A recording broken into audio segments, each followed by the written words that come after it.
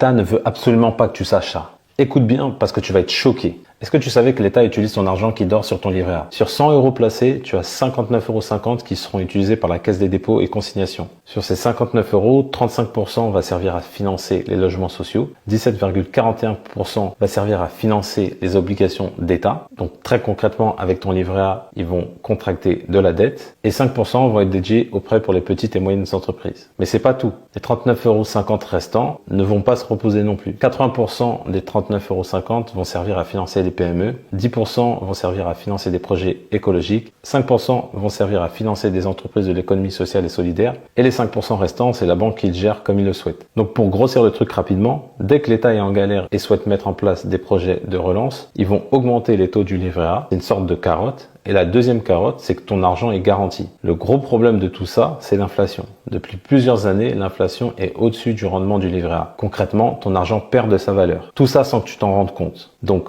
livret A, oui, mais uniquement pour son épargne de précaution. Le reste doit être placé ailleurs dans des meilleurs placements, comme la bourse ou encore l'immobilier.